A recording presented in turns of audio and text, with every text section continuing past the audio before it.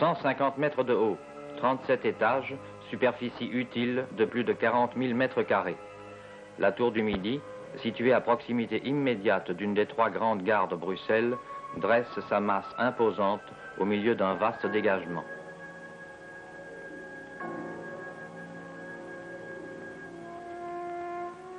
À côté, un bâtiment bas de 3 étages appelé bloc B.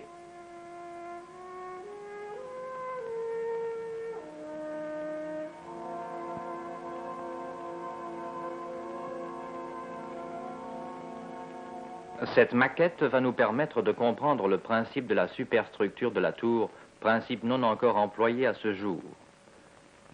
La tour repose tout entière sur un noyau à section carrée de 20 mètres de côté qui constitue, si on peut dire, l'unique colonne de la tour.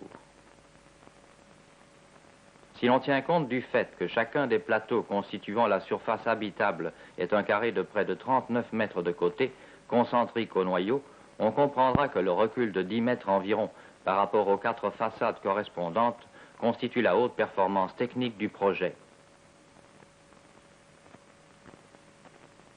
Il faut souligner ici que les 3/4 de la surface de chaque plateau se trouvent suspendus en encorbellement. Chaque plateau comporte 4 puissantes maîtresses poutres à console s'appuyant sur le noyau, ainsi que 4 poutres périphériques formant un carré. Une série de nervures et une dalle complètent le plateau. Pour éviter des croisements difficiles à niveau entre poutres est-ouest et poutres nord-sud, celles-ci sont posées alternativement et respectivement au niveau pair et impair. Les étages sont ainsi portés par paires, autonomes et indépendantes. Chaque paire se compose d'un plateau inférieur à numéro pair et d'un plateau supérieur à numéro impair. Le plateau pair comporte 4 poutres parallèles est-ouest, portant la charge de 4 bandes parallèles de ce plateau. Les 2 bandes restantes du plateau, dont en voici une, sont suspendues aux extrémités des 4 poutres nord-sud du plateau impair suivant. Cette suspension s'effectue au moyen de minces montants tubulaires logés dans les meneaux des façades nord-sud joignant les plateaux de la paire. Réciproquement et pareillement, la charge des 2 bandes contiguës aux façades est et ouest du plateau impair est reportée sur les extrémités des 4 poutres est et ouest du plateau sous-jacent pair, sauf qu'ici, les montants tubulaires sont comprimés au lieu d'être tirés. L'équilibre statique est assuré par paire d'étages, un plateau pris isolément ne pouvant pas se supporter lui-même. Cette photo fut prise le 4 septembre 1962. Une énorme fouille a été faite jusqu'à une quinzaine de mètres sous le niveau de la voirie en vue de construire le radier de la tour.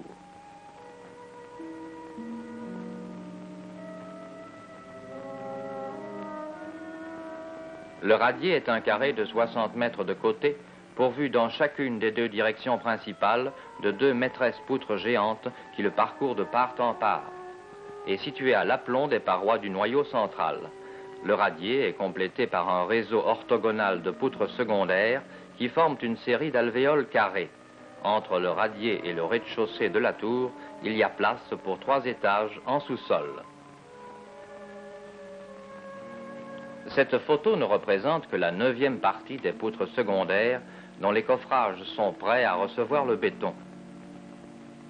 Sur cette photo-ci, 2 groupes de 9 alvéoles sont visibles. Entre ces 2 groupes passe une des maîtresses poutres du radier. Une autre maîtresse poutre à gauche croise la première.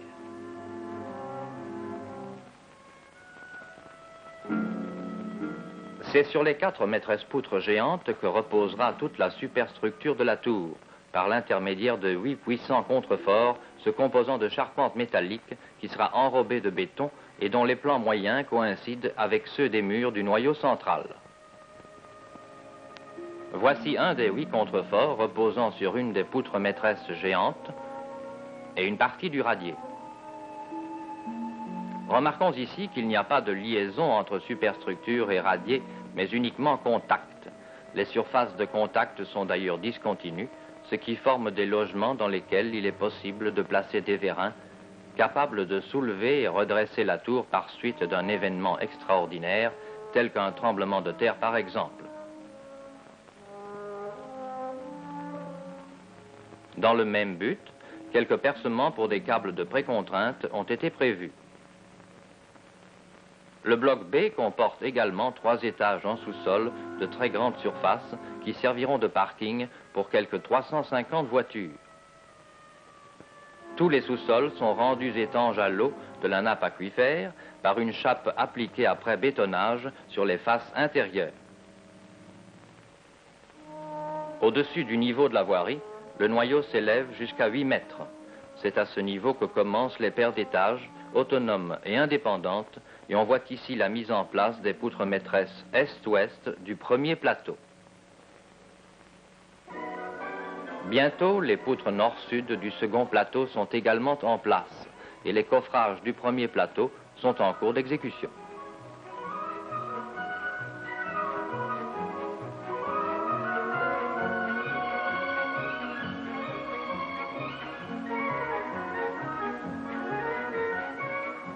Trois grues desservent le chantier. 2 d'entre elles serviront entre autres à lever les maîtresses poutres. Les poutres en acier, préparées d'avance, arrivent au chantier préflexe à Ternat pour recevoir un enrobage de béton armé autour de leur aile inférieure.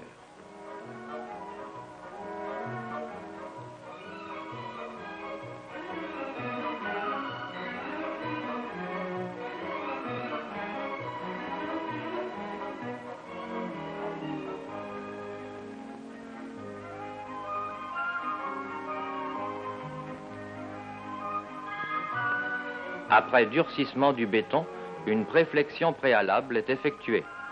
À l'aide de vérins hydrauliques, les extrémités des poutres sont chargées de telle façon que les tensions maxima de service sont atteintes.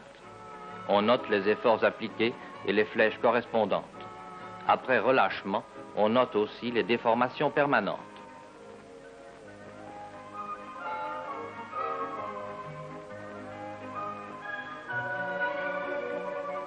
Les poutres, longues de près de 40 mètres et pesant quelques 40 tonnes, sont transportées de Ternat au chantier au moyen d'un tracteur remorque aménagé spécialement.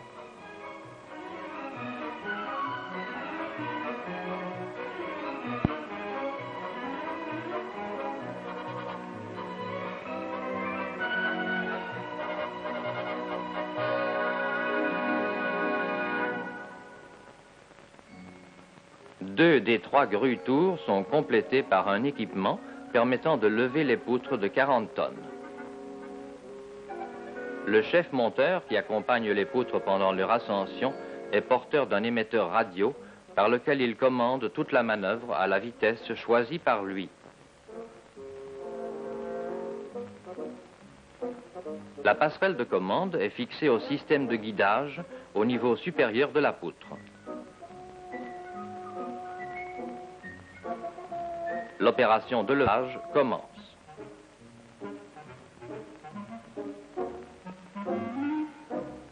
Dans un angle du premier sous-sol, un treuil à double tambour et double câble de levage est commandé par radio. Ce treuil peut être orienté soit vers la grue sud, soit vers la grue ouest par une roue de 90 degrés.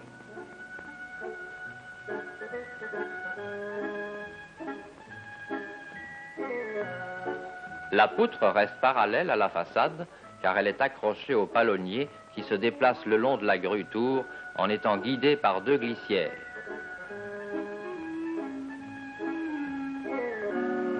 Au cours de l'ascension de la poutre, des arrêts sont effectués à chaque ancrage de la grue au bâtiment. Ces ancrages escamotables sont ouverts pour le passage de la poutre et sont immédiatement refermés dès que la poutre est passée.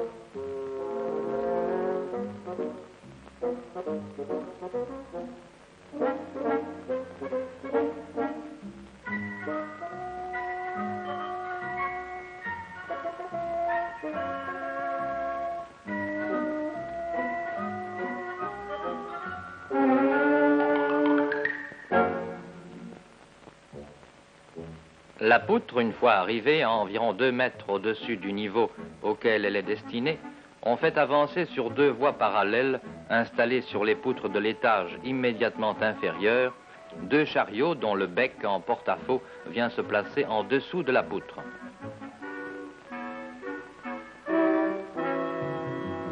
Chacun de ces 2 becs porte un petit chariot dénommé rouleur, sur lequel la poutre se pose en douceur.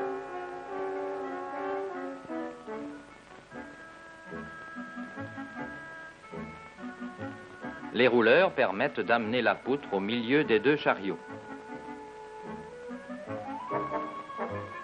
Les chariots sont alors mis eux-mêmes en mouvement vers l'intérieur du bâtiment. Ils s'arrêteront à un endroit déterminé en fonction de la position définitive de la poutre, qui dans le cas présent est la position extrême du groupe.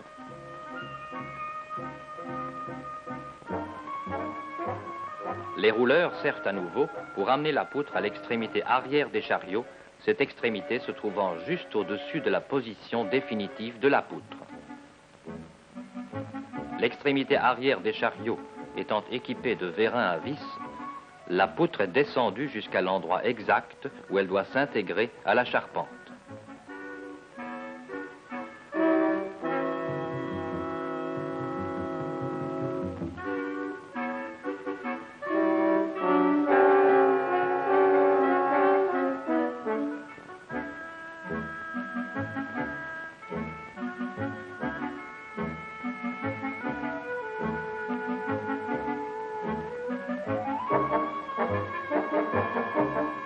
La partie arrière des chariots est escamotable, ce qui permet de ramener ceux-ci à leur point de départ afin de reprendre une autre poutre.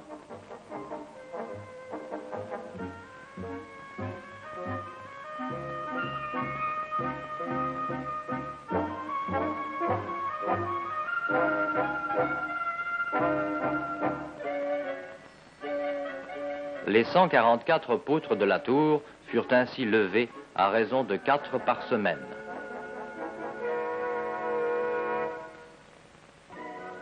La préflexion des poutres maîtresses doit se faire avant l'exécution du béton de l'étage. Dans ce but, des passerelles spéciales sont posées sur les poutres. Une de ces passerelles porte la pompe centrale qui actionnera les 8 vérins hydrauliques. Les attelages de préflexion et les vérins sont placés sur les 8 extrémités des 4 poutres d'un étage. Des tirants en acier spécial, accrochés aux poutres des étages inférieurs déjà bétonnés et durcis, sont fixés aux attelages de préflexion.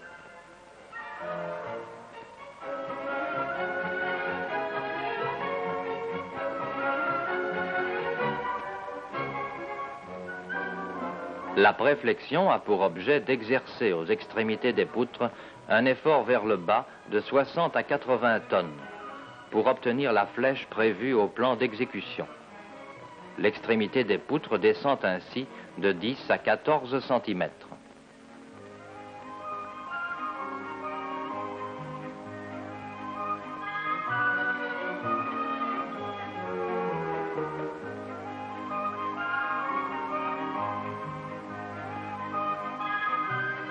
Le béton armé de la tour du Midi a été mis en œuvre à l'aide de coffrages métalliques réutilisables, pour des raisons de rapidité, d'exactitude et d'économie.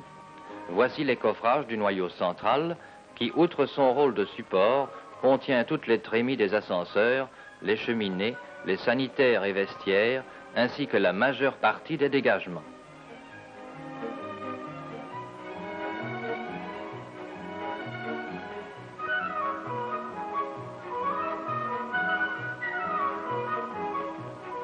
Le coffrage des poutres périphériques de chaque étage est celui qui est le plus difficile à exécuter. Voici la liaison entre les poutres maîtresses et la poutre périphérique, ainsi que les montants tubulaires qui travailleront en traction, car la partie d'étage qui se trouve immédiatement en dessous y sera suspendue.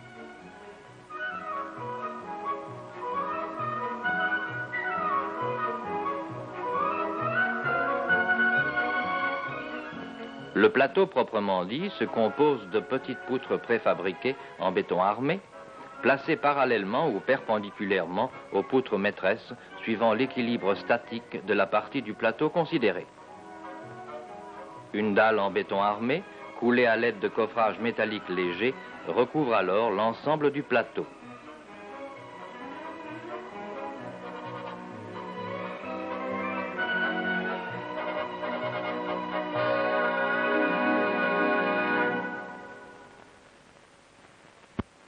Le déblocage des tirants de préflexion ne peut se faire qu'après durcissement complet du béton de l'étage, c'est-à-dire après 28 jours.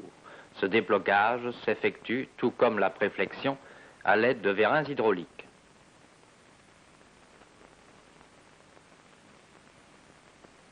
Entre-temps, le gros œuvre bloc B progresse de son côté. Rappelons que ce bloc n'aura que 3 étages.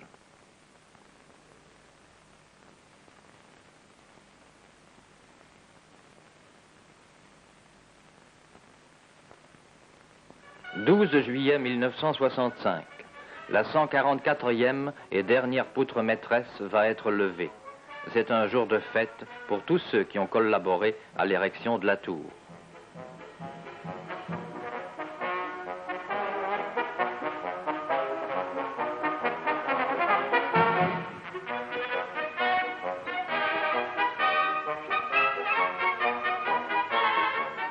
À quelques centaines de mètres de là, les baraquements de la foire du Midi s'érigent eux aussi. Le gros œuvre de la plupart des étages est à présent achevé. Notre caméra se trouve ici sur un niveau impair et nous voyons le dessous d'un niveau pair. Aucune liaison n'existe entre ces deux niveaux malgré l'énorme porte-à-faux. Cette bande-ci est en effet suspendue aux poutres maîtresses nord-sud du niveau impair suivant, et celle-ci repose sur ses propres poutres est-ouest. Montons à présent d'un niveau. Nous nous trouvons sur un étage pair et nous voyons le dessous d'un étage impair. Ces deux étages forment une paire statiquement autonome et indépendante.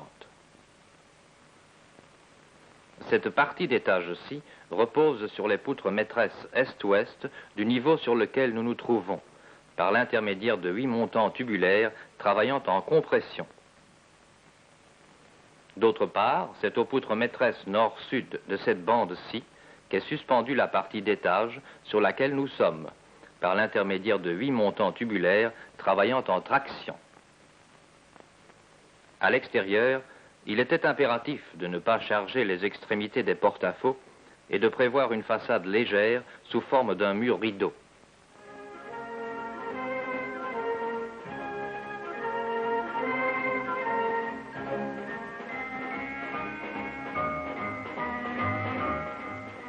Celui-ci est fixé à des montants en acier et aluminium, servant également de guide pour la balancelle de nettoyage. C'est sur place, dans un atelier installé au rez-de-chaussée du bloc B, que les éléments du mur rideau sont assemblés.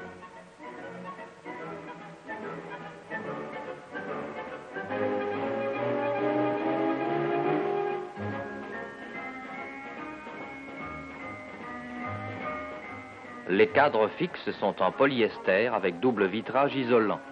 Les allèges sont en verre émaillé.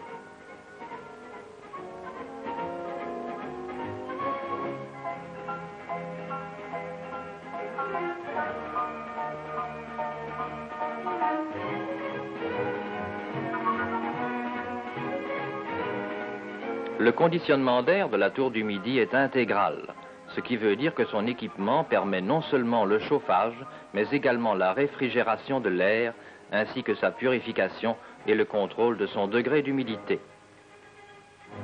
La production de chaleur se fait sous forme d'eau chaude à 90 degrés dans une chaufferie située au 3e sous-sol et qui comporte 3 chaudières de 3 500 000 kg/h chacune. L'eau chaude provenant de la chaufferie ainsi d'ailleurs que l'eau froide à 5 degrés, produite par des groupes frigorifiques, est distribuée vers 4 sous-stations de préparation d'air situées au sous-sol, au 8e, 18e et 28e étage. L'air y est réchauffé, refroidi, filtré, séché ou humidifié, suivant les besoins.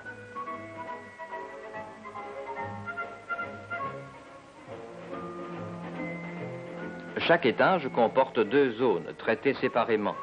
Pour la zone de façade, exposée aux effets des conditions extérieures, des éjectoconvecteurs ont été installés en allège de fenêtres. Ils sont alimentés en air traité qui s'échappe par des éjecteurs qui entraînent l'air du local. Celui-ci passe sur un convecteur parcouru par de l'eau chaude ou froide, suivant les besoins. 3 tuyaux sont utilisés, dont 2 servent à amener l'eau chaude et l'eau froide, le 3e étant un retour commun. La seconde zone est celle qui est tributaire des dégagements de chaleur interne dus à l'éclairage, aux occupants et aux machines de bureau. Cette zone est alimentée en air traité au moyen d'un réseau de gaines séparées. Un tableau central de commande et de contrôle est installé dans les sous-sols de la tour.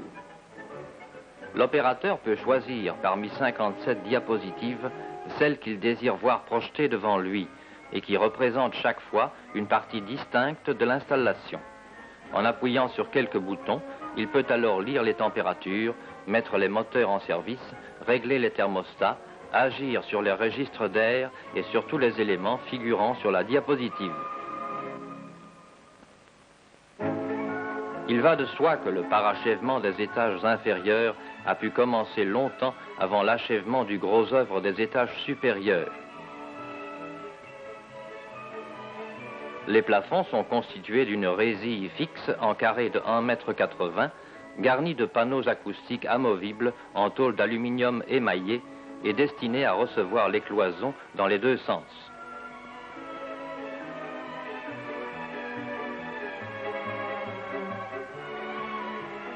Les revêtements de murs sont en panneaux préfabriqués en tôle d'aluminium insonorisé, plastifié par laminage.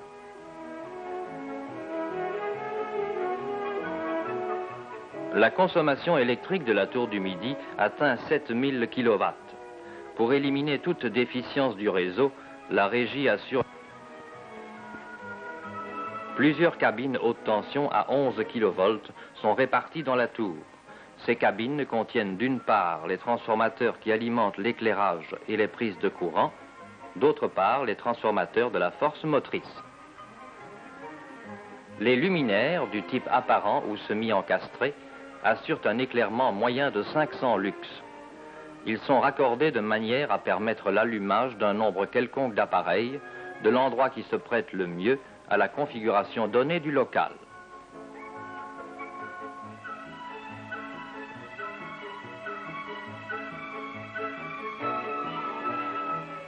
En ce qui concerne les ascenseurs, on peut dire que l'étude de ceux-ci a déterminé les dimensions du noyau central. Celui-ci en contient 11, d'une contenance de 20 personnes chacun, dont 6 se déplacent à 4 mètres secondes et 5 à 2,50 mètres secondes. Par une régulation électronique extrêmement poussée, on a équilibré et accéléré le débit des ascenseurs de ces 2 groupes. À présent, dans la tour du Midi entièrement parachevée, les ascenseurs sont quotidiennement utilisés par les nombreux services de la Caisse nationale des pensions pour employés, maître de l'ouvrage. Dans le hall d'entrée, un pupitre de dispatching des ascenseurs est installé. Des centaines de détecteurs d'incendie, répartis dans tous les locaux de la tour, sont entre autres raccordés à ce même pupitre, qui est muni de signaux visuels et sonores avec localisation précise de tout incendie éventuel. De plus, un escalier de secours à l'air libre est installé sur toute la hauteur de la face nord du bâtiment.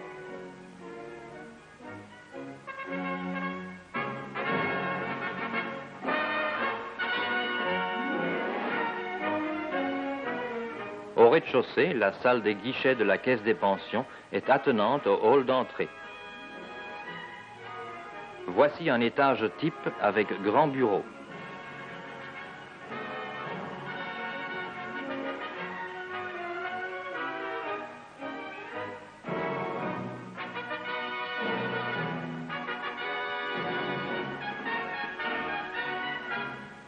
Les salles de réunion sont extensibles à volonté grâce à des portes coulissantes à commande électrique.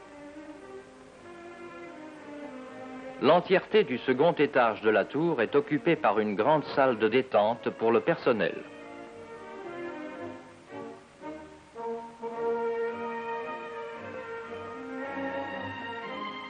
Le bloc B est relié à la tour par une passerelle au niveau de ce second étage.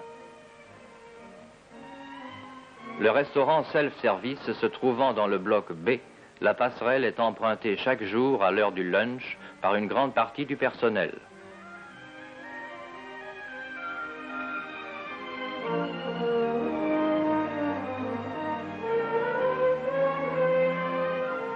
Le bloc B contient également une grande salle de conférence et de projection.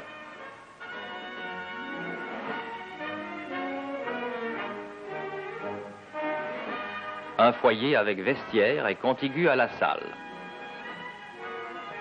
La tour du Midi a pu être réalisée grâce à l'esprit progressiste du maître de l'ouvrage, qui n'a pas hésité à cautionner des techniques qui sont à la pointe du progrès. Cet ouvrage prouve une fois de plus les hautes capacités de nos architectes, de nos ingénieurs et de nos entrepreneurs.